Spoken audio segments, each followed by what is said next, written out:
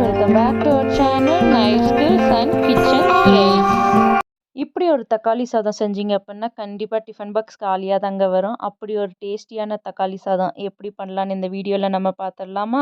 இப்போ குக்கர் வச்சுக்கலாம். Cooker heat ஆனதுக்கப்புறம் ஆயில் சேர்த்துட்டு பட்டை கிராம்பு சேர்த்துக்கலாம். பட்டை கிராம்பு பொரியட்டும். பொரிஞ்சதுக்கப்புறமா பெரிய வெங்காயம் ஸ்லைஸாக கட் பண்ணி வச்சுருக்கேன், அதையும் சேர்த்துட்டு நம்ம நல்லா வதக்கி எடுத்துக்கலாம். வெங்காயம் நல்லா கண்ணாடி பதம் வர வரைக்கும் வதங்கணும். வதக்கி விட்டதுக்கப்புறமா இதில் ஒரு கைப்பிடி அளவுக்கு புதினா மல்லி நல்லா வாஷ் பண்ணி வச்சுருக்கேன், அதையும் நம்ம இதில் ஆட் பண்ணிக்கலாம். புதினா மல்லியோட பச்சை ஸ்மெல் போனதுக்கப்புறமா இதில் ஜிஞ்சர் கார்லிக் பேஸ்ட் ஆட் பண்ணிக்கலாம். 1 டேபிள் ஸ்பூன் ஆட் பண்ணியிருக்கேன், அதையும் சேர்த்து நல்லா வதக்கி விட்டுக்கலாம். ஜிஞ்சர் கார்லிக் பேஸ்ட்டோட பச்சை வாசனை போகணும், அந்த அளவுக்கு நல்லா வதக்கி விட்டதுக்கப்புறமா 3 பச்சை மிளகாவை கீரி சேர்த்துருக்கேன்.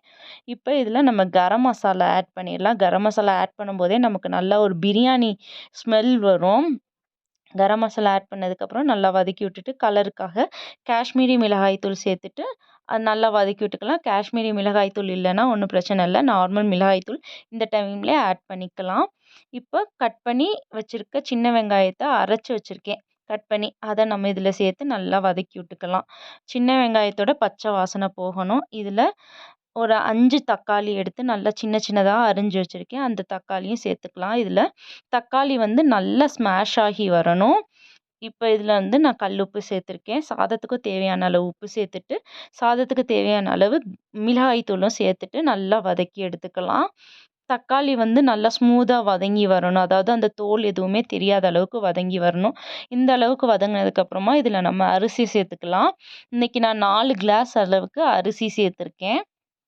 அரிசி சேர்த்ததுக்கப்புறமா இந்த மசாலாவோட நல்லா ஒரு பெரட்டி விட்டுறலாம். பெரட்டினதுக்கப்புறமா 4 கிளாஸ் அரிசிக்கு 8 கிளாஸ் அளவுக்கு தண்ணி வச்சுட்டு நம்ம நல்லா ஒரு வாட்டி நல்லா மிக்ஸ் பண்ணிவிட்டு உப்பு காரம் எல்லாம் பார்த்துட்டு, இந்த டைமில் உப்பு காரம் பத்தலைன்னா நம்ம அதையும் சேர்த்துட்டு குக்கரை மூடி போட்டு விசில் விட்டுறலாம். 2 விசில் விட்டு இறக்கினீங்க அப்படின்னா சூப்பரான டேஸ்டியான தக்காளி சாதம் சட்டுன்னு ரெடி ஆயிரும்.